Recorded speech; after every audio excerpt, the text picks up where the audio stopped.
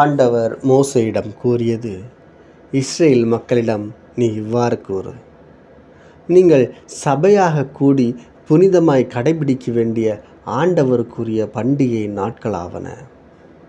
6 நாட்கள் நீங்கள் வேலை செய்யலாம். 7ஆம் நாளோ முழுமையாக ஓய்வெடுக்கும் நாள், புனித சபை கூடும் நாள். அன்று நீங்கள் ஒரு வேலையும் செய்ய வேண்டாம். நீங்கள் வாழும் இடமெங்கும் அது ஆண்டவருக்கான ஓய்வு நாள். நீங்கள் சபையாக கூடி குறிப்பிட்ட நாட்களில் புனிதமாய் கடைபிடிக்க வேண்டிய ஆண்டவரின் பண்டிகை நாள்களாவன. 1. பாஸ்காவும் புளிப்பற்ற அப்பமும். முதல் மாதம் 14ஆம் நாள் மாலையில் ஆண்டவருக்கான பாஸ்கா.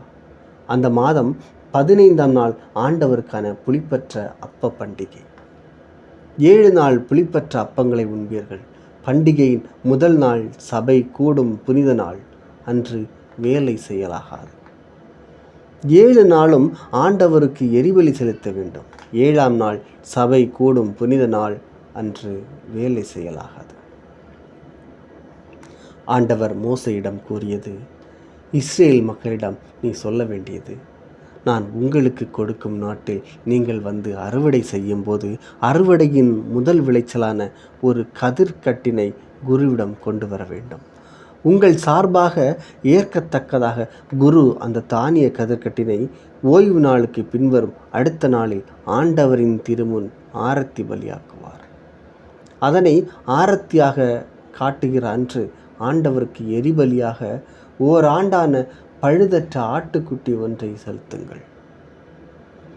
உணவு படைகளாக 20 படி அளவுள்ள மரக்காலில் 10ல் 2 பங்கான மிருதுவான மாவை எண்ணெயில் பிசைந்து ஆண்டவர் விரும்பும் நறுமணமிக்க எரிபலியாக செலுத்துங்கள்.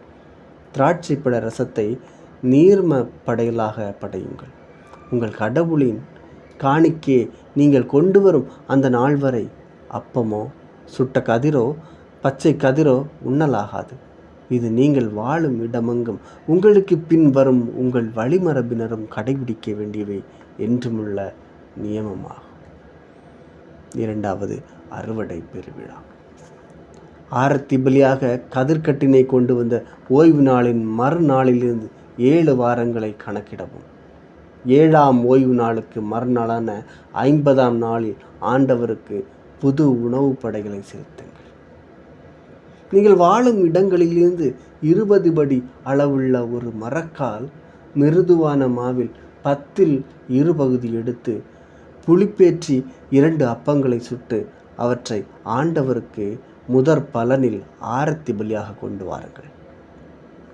இந்த அப்பத்துடன் ஓராண்டான பழுதற்ற 7 ஆட்டுக்குட்டிகளையும் ஒரு காளையையும் 2 ஆட்டு கிடாய்களையும் உணவு படைகளோடும் நீர்ம படைகளோடும் ஆண்டவருக்கு எரிபலியாக செலுத்துங்கள். இது ஆண்டவருக்கு உகந்த நறுமணமிக்க நெருப்பு பலியாக இருக்கும். வெள்ளாட்டு கிடாய்களில் ஒன்றை பாவம் போக்கும் பலியாகவும் ஓராண்டான 2 ஆட்டுக்குட்டிகளை நல்லுறவு பலியாகவும் செலுத்துங்கள். இந்த 2 ஆட்டுக்குட்டிகளை முதற் பலனான அப்பத்துடன் குரு ஆண்டவர் திருமுன் ஆரத்தி பலியாக்குவார். அவை ஆண்டவருக்கு தூயதான காணிக்கைகள், குருவுக்குரியவை. அந்நாளை திருப்பேரவை நாளாக அறிவியுங்கள். எத்தகைய வேலையும் அன்று செய்யலாகாது.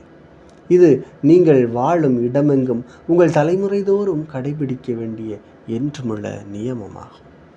உங்கள் நாட்டில் நீங்கள் அறுவடை செய்யும்போது உங்கள் வயலோரத்தில் இருப்பதை முற்றிலும் மறுத்து விடாமலும் சிந்தி கிடக்கும் கதிர்களை பொறுக்காமலும் இருங்கள். அவற்றை எளியவருக்கும் அந்நியருக்கும் விட்டுவிடுங்கள். நானே உங்கள் கடவுளாகிய ஆண்டவர். ஆண்டவர் மோசேயிடம் கூறியது, நீ இஸ்ரேல் மக்களிடம் கூறு, 7ஆம் மாதம் முதல் நாள் உங்களுக்கு ஓய்வு நாள். அதை திருப்பேரவையாக கூடி எக்காளம் ஊதி கொண்டாடுங்கள். எத்தகைய வேலையும் அன்று செய்யாமல் ஆண்டவருக்கு நெருப்பு பலி செலுத்துங்கள். 3. பாவக்கழுவாய் நிறைவேற்றும் நாள். ஆண்டவர் மோசேயிடம் கூறியது, அந்த 7ஆம் மாதம் 10ஆம் நாள் பாவக்கழுவாய் நாள், புனித சபை கூடும் நாள். அன்று நீங்கள் உங்களையே தாழ்த்தி கொண்டு ஆண்டவருக்கு எரிபலி செலுத்த வேண்டும். அந்த நாளில் எத்தகைய வேலையும் செய்யலாகாது. ஏனெனில் அது கடவுளாகிய ஆண்டவரின் திருமுன் உங்களுக்காக பாவக்கழுவாய் நிறைவேற்றும் நாள். அந்த நாளில் தம்மை தாழ்த்தி கொள்ளாத எந்த மனிதரும் தம் இனத்தில் இராதபடி அழிக்கப்படுவார். அந்த நாளில் யாராவது ஏதாவது வேலை செய்தால் அவரை அவர் இனத்திலிருந்து அழித்து விடுவேன். நீங்கள் எந்த வேலையும் செய்யக்கூடாது. இது உங்கள் தலைமுறைதோறும் நீங்கள் வாழும் இடங்கள் எல்லாம் பின்பற்ற வேண்டிய என்றுமுள்ள நியமமாகும். அன்று உங்களுக்கு முழுமையான ஓய்வு நாள். அன்று உங்களை தாழ்த்தி கொள்ள வேண்டும். அந்த மாதத்தின் 9ஆம் நாளினை மாலை முதல் மறுநாள் மாலை வரை ஓய்வு நாளாக கடைபிடிக்க வேண்டும். மேலும் ஆண்டவர் மோசேயிடம் கூறியது, நீ இஸ்ரேல் மக்களிடம் கூற வேண்டியது, 7ஆம் மாதம் 15ஆம் நாளன்று ஆண்டவரின் கூடார பெருவிழா தொடர்கிறது. அது 7 நாட்கள் தொடரும். முதல் நாள் திருப்பேரவை கூடும் நாள். அன்று எத்தகைய வேலையையும் செய்ய வேண்டாம். 7 நாட்களும் ஆண்டவருக்கு நெருப்பு பலி செலுத்துங்கள். 8ஆம் நாளன்று திருப்பேரவை கூடும். அன்றும் ஆண்டவருக்கு நெருப்பு பலி செலுத்துங்கள். அது நிறைவு நாள். அன்று எத்தகைய வேலையையும் செய்யலாகாது.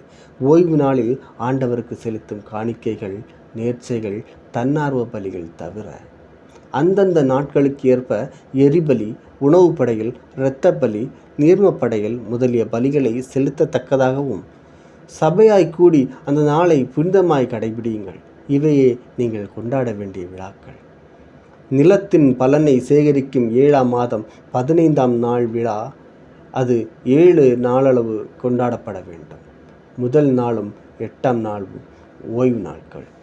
முதல் நாள் கவர்ச்சிகரமான மரங்களின் பழங்களையும் பேரீச்சம் ஓலை மற்றும் கொழுமையான தளிர்களையும் அலரி இலைகளையும் கொண்டு வந்து ஆண்டவர் திருமுன் மகிழ்ந்திருங்கள்.